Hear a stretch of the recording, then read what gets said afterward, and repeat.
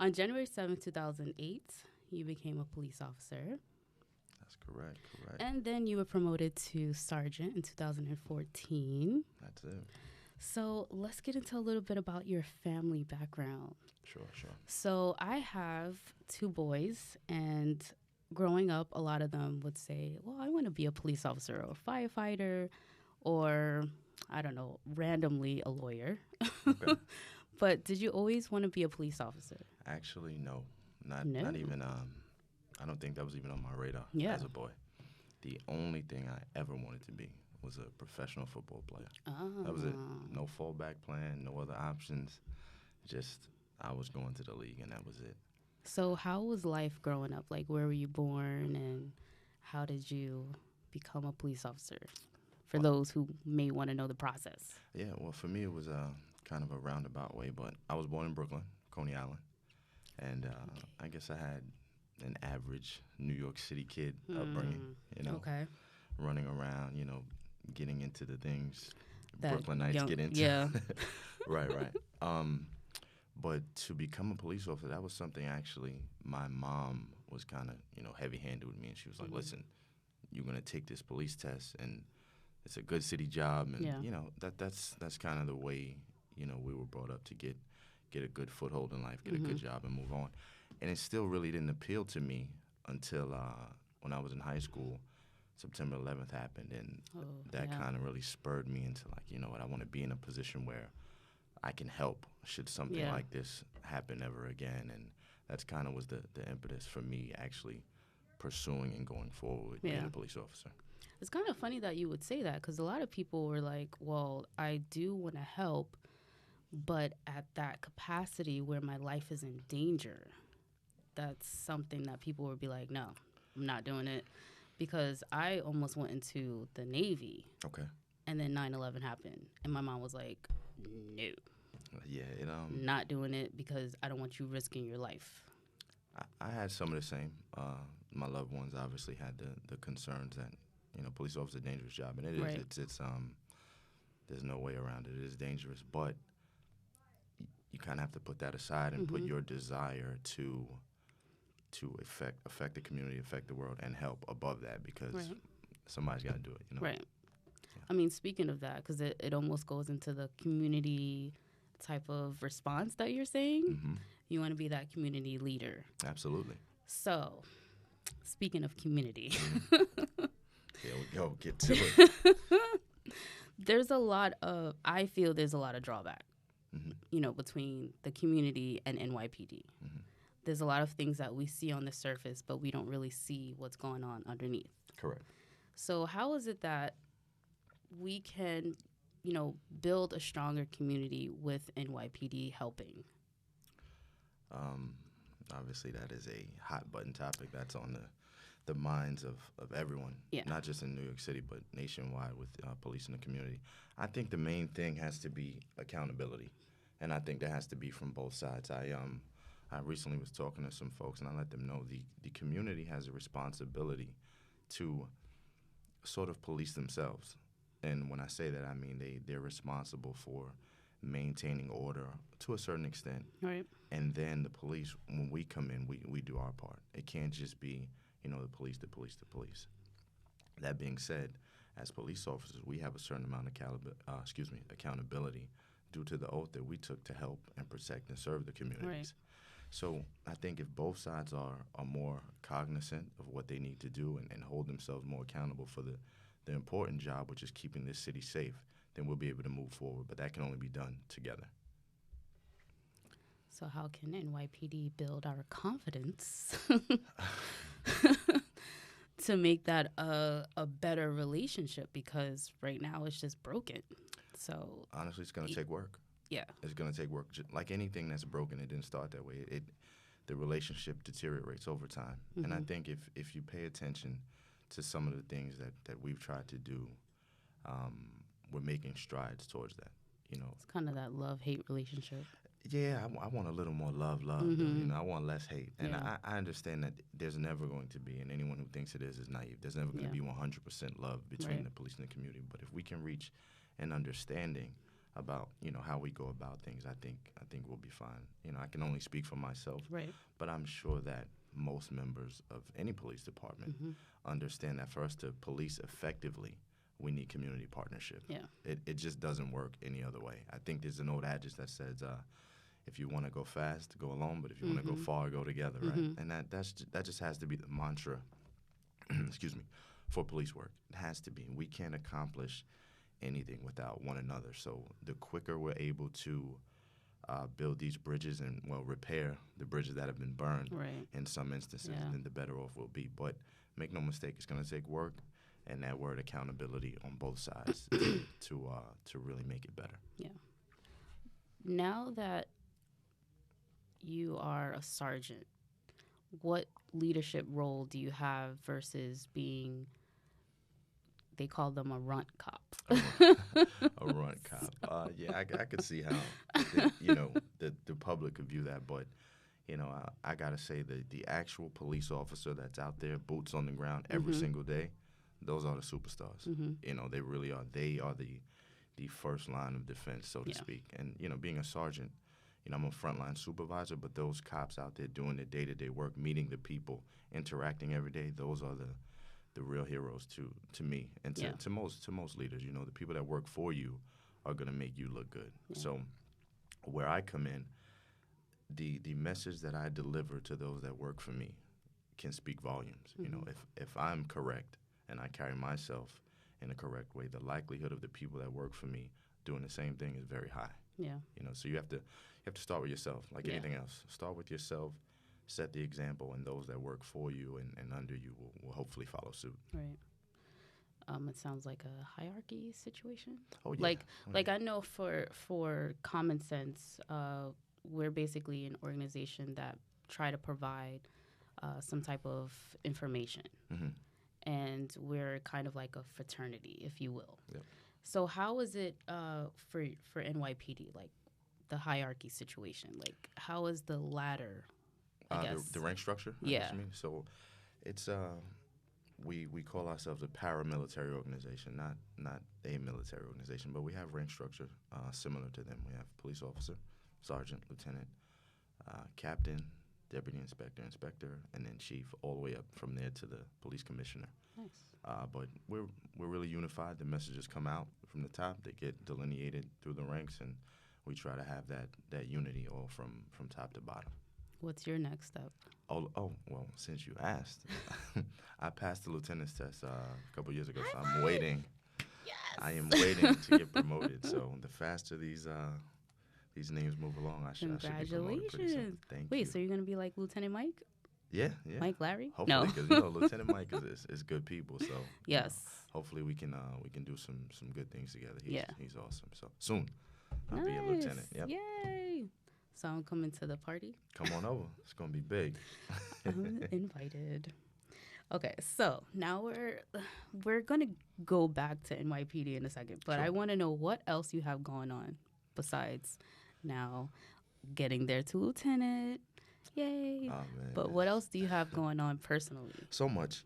I spend most of my time, honestly, just being a dad. I have an 8-year-old daughter who is the light of my She's life. so cute. Thank you so much. She really is everything to me. So I spend most of my time doing that. But I play football for the police department. Nice. Big into working out. I've done a few amateur bodybuilding competitions. So I'm big into fitness. Oh yeah, I did see a little bit of that. Right. So fitness, athletics. I like to read as much as I can. Readers are leaders. Yes. I learned that as a Leadership as a and young boy. readership. You got it. So that's really all I do with my personal time, and try to promote as much positivity as I can with any organizations that are like-minded and are looking to affect this world in a positive way. I'm all for it. Yeah. Yep. What are some of the past community events that you've been a part of? So many. Recently, Okay, just say 3. Yeah, let's do it. I'll do the most recent one. I did one with Lieutenant Mike. We did a flag football game, like a unity game, at Brooklyn Bridge Park to try and, bring the community and the police together. Let them know, listen, we're all in the city together. Yeah. And that was with also H2O, Haran Hargrave. Yes, Shout out to H2O. That's my guy. We went to high school together. Balling for peace. That's right, balling for peace. He actually texted me. I'm like, okay. Yeah, that was his event, and I was lucky enough to be included by them. Yeah. And I think right after that, we did a citywide exotic car and backpack drive, and that was pretty good too. So that's just the two things I've done recently. Well, so I'm not a stalker.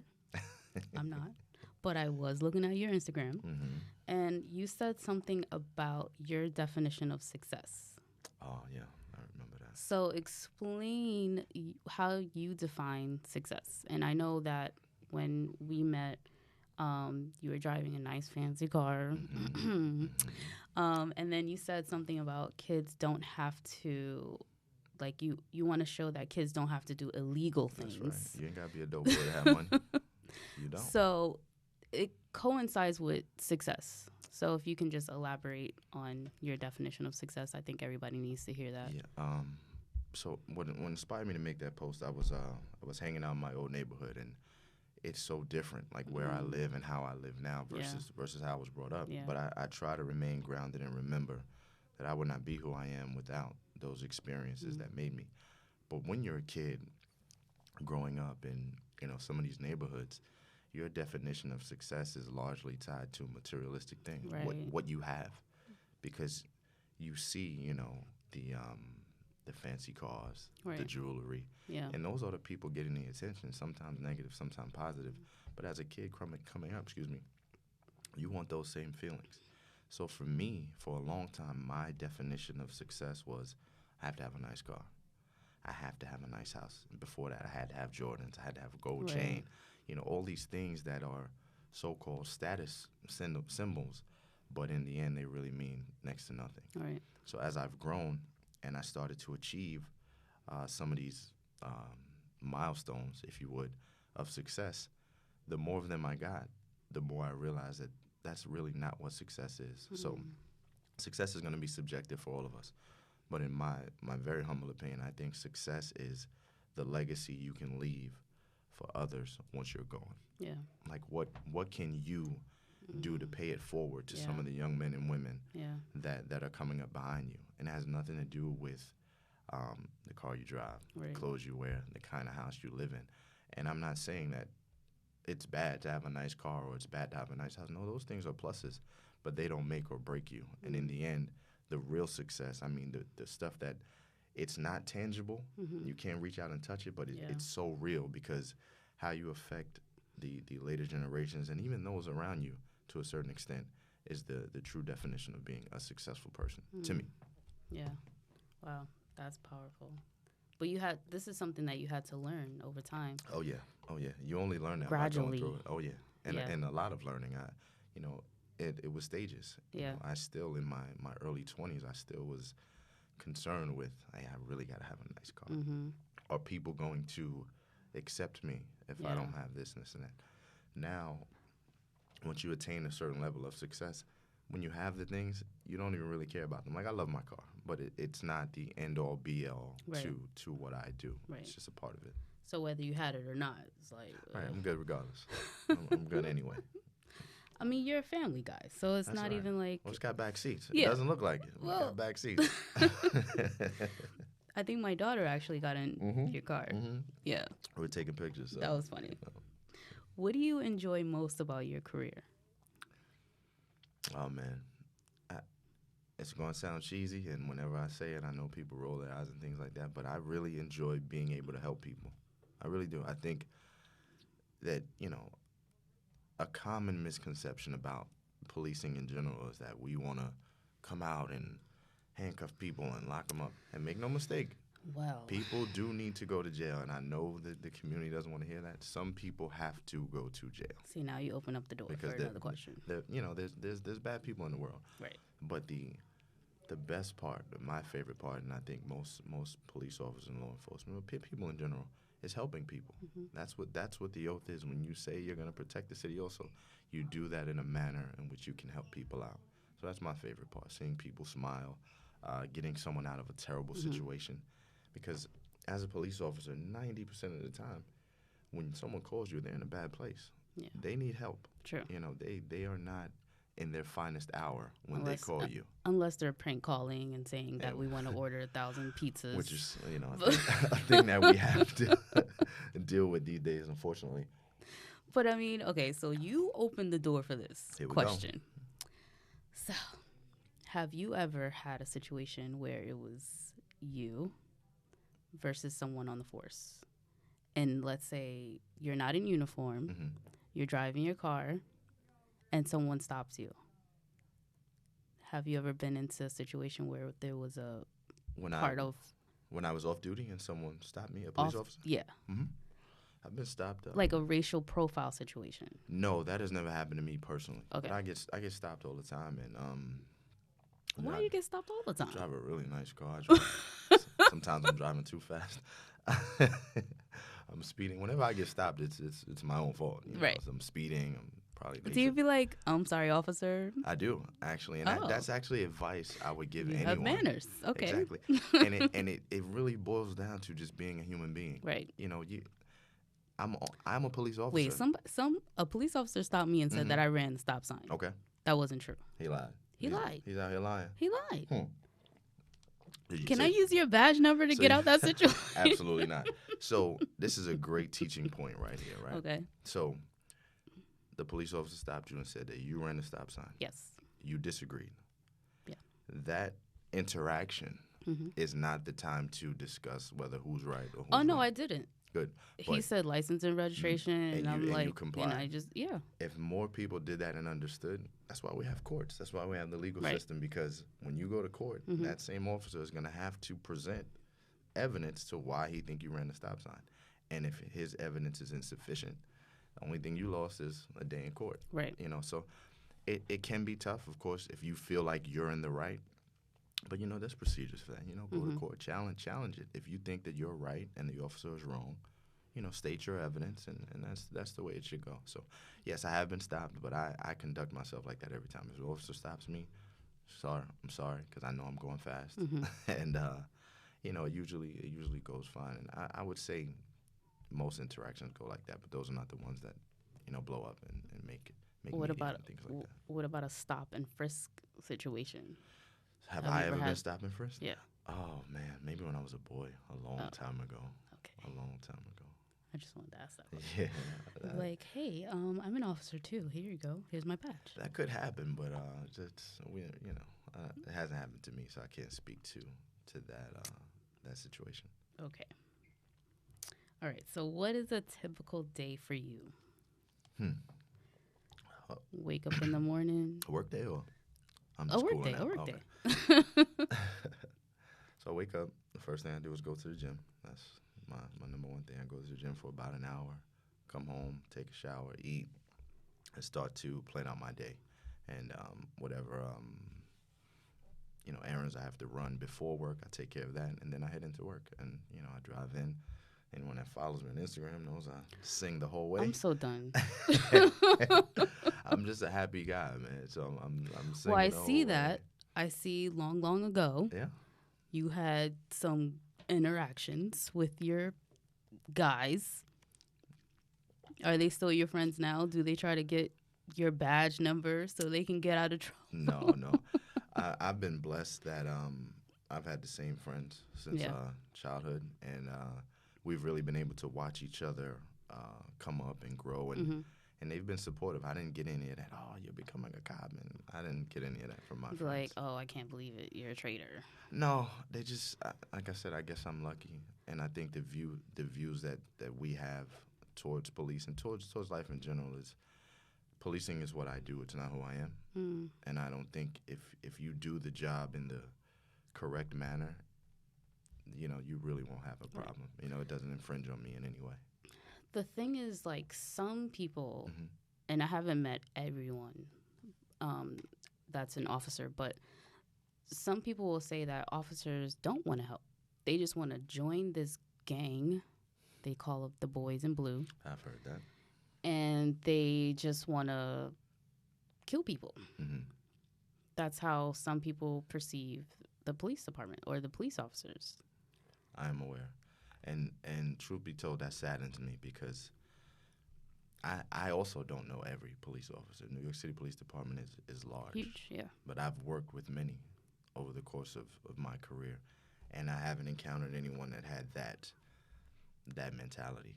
Police work is difficult work, and as is existing in New York City as a whole. Mm-hmm. But I think if anyone took the time to take a step back and realize there's 8+ million people in New York City, we rarely have incidents. Yeah. You know, based on the numbers, we do a decent job. Are police perfect? Absolutely not. But it's the same as in any profession. The difference is when you're a police officer, everything gets magnified. Right. Everything gets amplified. Yes. Rightly so, because you have the power to take someone's freedom away, Right. take someone's life away. Right. And for the most part, I know that police officers take it very seriously and try to do their job to the best of their ability.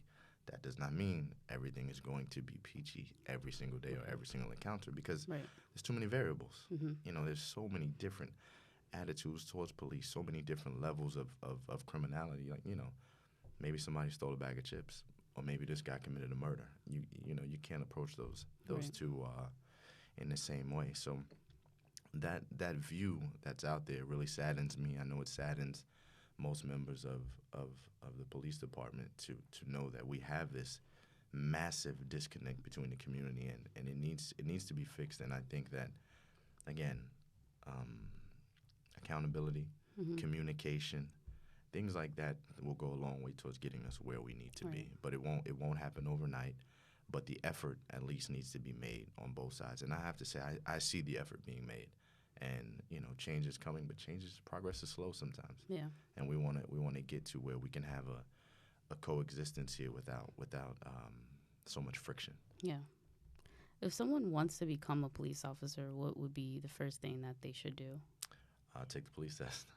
That's number one. Take the police test. I believe you need 60 college credits still to become a police officer, or time in the military. Don't quote me on that, but I believe those are requirements. And if they want to do it, I would encourage them. It's a great job. It's not easy work. People are not going to like you. Right. And as long as you can handle that, you'll be fine. I think that sometimes we forget that we're all human Right. at the end of the day. Right. It's not our job title to represent who we are as people. Mm-hmm. But it's really hard to see someone in a uniform. Like my son. So last year I went to Miami and someone stole my phone. Okay. I have a tracker on my phone. So we were able to track the phone, who had it. So we contacted the police, and, you know, it was all crazy, but I got my phone back. Okay, good. But my son was terrified to see a police officer. And at the time, he was 6. No good. So I don't really know where that comes from. Because even now, I try to tell him, like, no, they're to protect us. And, you know, law enforcement, they're not all bad. But that perception is his reality. Right. And perception is often reality. Yeah. And no matter what you do, you're not going to be able to combat some of the images he may see Right. on media, social or otherwise, Media, right. that are out there. The only thing I can say is have him, introduce him to some positive interactions. Bring him to me. Right. And I guarantee you, by day's end, he won't be scared of police anymore. Okay. Because we cannot survive like that. As a people, we will not survive that way. When you see a police officer, your first instinct should be, that's my safe haven. Right. That person is going to help me. The only time you should fear the police is if you're out here committing crimes. Right. That's it. If you're a regular citizen, you should not have this, you know, this ingrained sense of fear towards police. Yeah. And that narrative does get spun out of control by the media. I'm a firm believer in that. And that is not to discount some of the negative things that do happen between police and the community, because that is a thing also. But send them. Yeah. Send them to me. Send them all. I think it happens in twofolds, right? So we have the media that misrepresents Black people. Then you have the media that sometimes they have a negative representation when it comes to police or anyone. Mm-hmm. It's like the media. If you're watching the news, you see things that could terrify you, Mm-hmm. and then that's it. It's embedded in your mind. You Yep. start having bad dreams, Now you're and stuck. Yeah. Now you're stuck. I call it the blanket syndrome. Mm.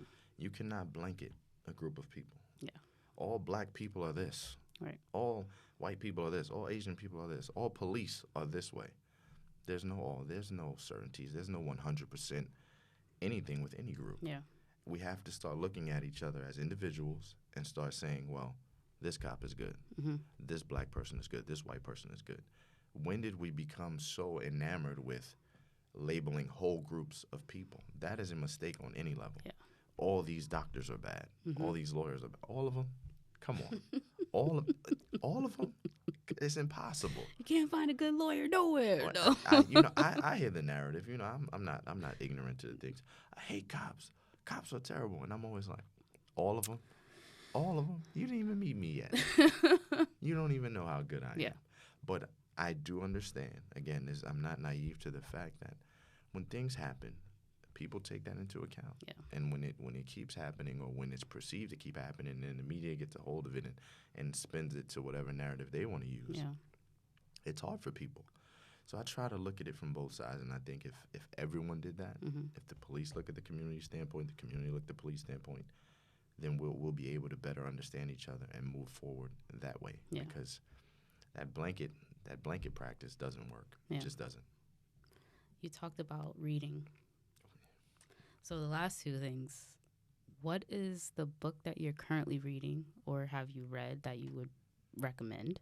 And then the other one is, how do you, now that you're becoming this lieutenant, I'm assuming there's a pay increase along with that. Oh, yeah. So I need it. Give it to how me. do you educate yourself on your finances? Oh, man, good. So let's go with the book first. Very good questions. So the book I'm reading now is called Lies My Teacher Told Me. Ooh. It's a very good book. I forget the author, but I will get it to you. It's basically Wait, say that again? Lies My Teacher Told Me. Okay. It's a fascinating book. It's actually not a direct sequel, but a related book to the people's history of the United States, which is kind of a view on history from the people's perspective, not the government perspective. So if you're into learning something that they might not teach you in the the special place we call school, Yeah. that is a good book to pick up. Interesting. Yep. As far What as age? What age range do you think this would be? I don't want to get into trouble and have the young kids start reading this and going to school and be like, teacher, you are lying. You are a liar. You are telling me tales. So I might reserve All this right. for the Like, the later ages. Yes. Okay. Once you've learned it and you're able to discern, Mm-hmm. okay, maybe this part of what you're telling me is true, but this other stuff is Gotcha. a little. Okay. So a little later on in life would probably be best for that one. Okay. And then as far as the financial literacy part. Oh man, it's such an important topic, and to be completely honest, I was financially illiterate until my mid-20s, Wow. and that's a scary thing. Yeah. I really had no concept of how to manage money, how to save money, how to invest money. It was something that, where would I get it from? Right. They don't teach it in school. Mm. My mom, God bless her, but she wasn't well versed enough to give me the necessary knowledge to manage my finances or learn how to invest properly. So I really had to do a lot of the independent research on my own. The good thing is the knowledge is out there if you want to know. Yeah. You can start researching the stock market, how to invest your money. Such a cop. Why? Investigating. Right. It just came natural. Investigate that stock market, but no, researching it and finding ways to make your money work for you. So hopefully you can build. I think the catchphrase now is generational wealth. Yes. You don't want to just have money and you want to build so that you have some financial freedom, Yeah. because once you have that, your life can go so many different ways, because you're not under the gun of, well, I need to make this money and living paycheck to paycheck. So I believe that's something that needs to be instituted into the curriculum. Yeah. Let's do less of the making model cars and Yeah. these electives and the cooking, and let's do financial literacy to teach. Home ec. Right, home ec. I think that's much easier to figure out on the fly Yeah. than it trying is. to manage your Even money. now on YouTube. Right. You can learn how to do those things. Yeah, absolutely. So I think that definitely needs to be something that's put into the curriculum with regard to our young men and women to get them, to set them up with a platform from which they can go forward and be productive members of society. What are some of the challenges that you face on and off duty? On duty, I would say the challenges are mostly what we've spoken about today. That there is a disconnect. So a lot of times, how you and I are here communicating, that cannot happen on the street, and we need it to be able to. That dialogue needs to be able to take place, but the very barriers that we've been discussing here are in the way. So I think if you could sit normally, almost any two people in a room to have a conversation, it can be civil, they can learn from each other, and even if they don't agree with each other, they can walk away at least knowing that they communicated and tried to build a bridge. But when you have large groups, like a person is smart, a person is compassionate, but people are not. People are irrational. People get roped into whatever views of the group, and that's where we run into trouble. I see what you're saying. Yeah. The dialogue needs to happen between all sides, police department, community, and then the obstacle, which is just trying to get the message out there that I'm here to help you. Right. That doesn't mean sometimes the help you need might be a kick in your behind. People don't want to hear that, but that may be the help you need today. Right. But in the end, my job is to help you. So I would say that's my biggest obstacle on duty, just being able to convey the message that, listen, the police are here to help you, and I know it's unpopular. I know it's not what people want to hear, but trust me, if we start with me, I tell anyone, if you don't believe that, start with me, and we'll branch out from there, because I know so many guys that are willing to sit down and talk to you and help you. So let's start from there and branch out. I mean, I know you can't really answer this question now because you're already in the police department, but let's say if you were not a police officer, do you think you would feel the same way? It's hard for me to speculate how I would feel, but I try to harken back to before I was a cop. I was a young black teenager in New York City, and I didn't really have any negative interactions with the cops. I was really about my business. I was an athlete, things like that. And the interaction I did have was not overly negative or negative at all. So I can't speak to that. Again, I'll always go back to, in a city of 8 million plus people, we really don't have that many negative interactions when you look at it. And that's not me discounting that things don't happen. I'm never going to come in any forum and say, you know what, you people are crazy. The police are amazing. No. That's not what I'm saying. Give us the same credence you give anybody else. A doctor, a lawyer. That lawyer was terrible. But just that one lawyer. Yeah. Right? Not all lawyers everywhere. It's kind of like when a doctor tells you that something is wrong with you. You're like, all right, I'm going to go get a second opinion. Right. Because we're people at the end of the day. Police are people. And out of every 10 people, you might get one that's a little messed up. Yeah. But that doesn't spoil the whole bunch. And I think that's the message we need to put out there, that there are some good cops, just like there are plenty of good people. True. That's it. What are some of the challenges that you face off duty? Man, I'm a dad to an 8-year-old. Girl, I mean, Dad, you're so annoying. Dad, you're making me late. I mean, that's really the only challenge. I really can't complain too much. I don't have a lot of challenge. I have a really good life. I'm blessed. I don't have any challenges. Nice. If I come up with any, I'll let you know. I'm done. What can you send us off with? Like, what positive message can we close the show out with? I think over the years, so many people have touched upon it.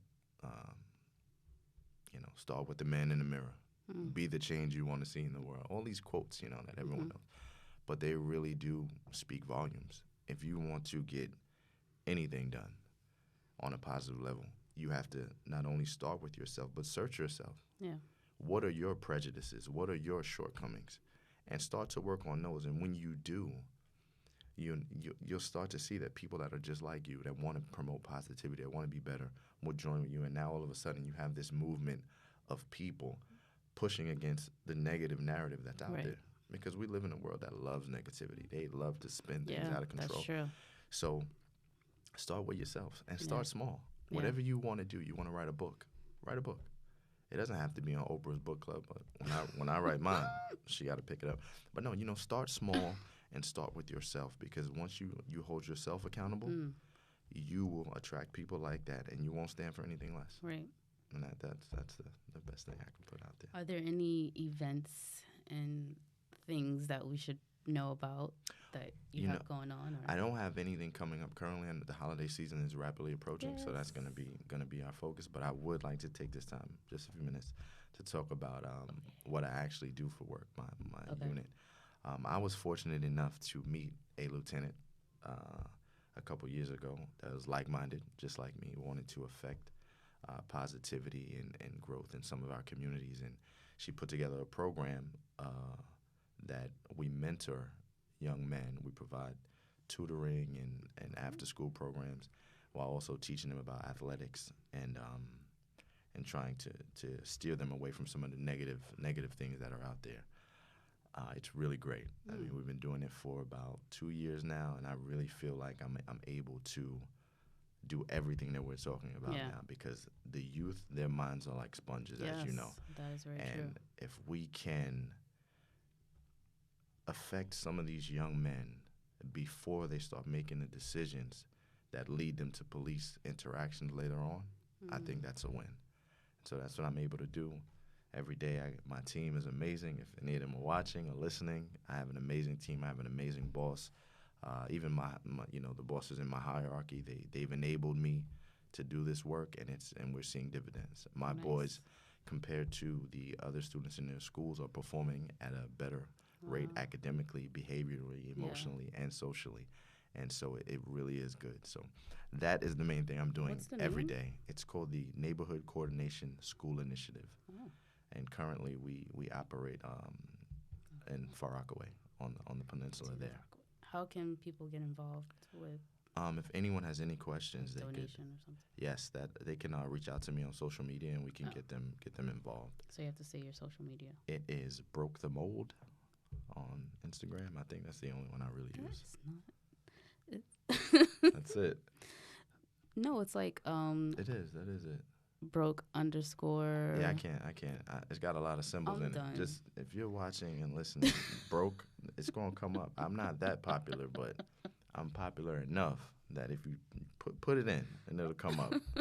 Broke the mold, and I can get them the information, especially anyone that's looking to gather more information on us or willing to help out. Yeah. We always appreciate that. I think that is what our youth needs.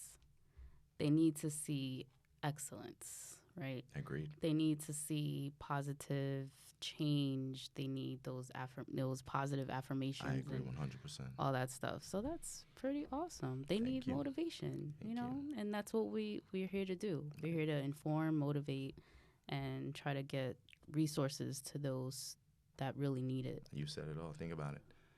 If we can do the work now that we need to do with these young men and women, we may not have to have these conversations in the future. Exactly. We may not be talking about why the police and the community are disconnected. We may be having a conversation. Right. Wow, look at the growth we were able to achieve because we're unified.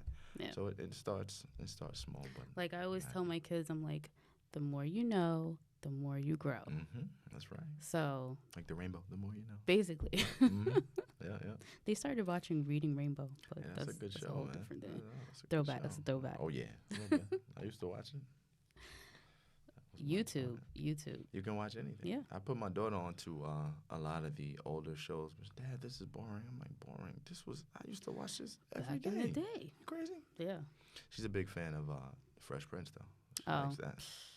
She likes it. She's like, Dad, Will Smith used to be so funny. I'm like, oh, she said used to be. I know, right? Ooh. Well, don't, I had to put on to some of the new stuff. So anyway, so thank you for that information. Absolutely. Thank you for being here. I know there was a lot of topics that we couldn't really get into. Oh, no, well. But I'm glad we were able to discuss what we could. Yes. At least we can only do what we can. Yeah. So I'm happy to be here, and thank you for having me. I really appreciate it. No problem. Awesome. Hopefully we'll have some events soon. Yes. Together. And everybody tune in because you put out some really good content. Oh, thank and you. I'm so Thank you. I think more people need to understand that you're talking about the things that people really want to hear about. Yeah. And things that are going to affect the world, the city in a positive way. So please tune in. That's crazy because I was actually on with Heron, and I was saying how he is affecting change just one event at a time. Absolutely. He's dope. One movement. He's dope. That's my right? guy. So I think if we have more of those conversations, then, It will spread. As fast as the negativity spreads, we have to combat that with positivity. We have to, or else it's going to drown us out. Yeah. Because so many positive events are happening all around the city. They get no coverage. Right. No media coverage. Right. No one wants to hear about that. But let one negative thing happen, and it's all over the front page. Hey, I posted on my Instagram story, I said, I took a poll, and I said, would you rather hear or see the drama, that love and hip-hop drama? Yep. Or would you rather something that's less drama? Like, I don't know, the Golden Girls. Yeah.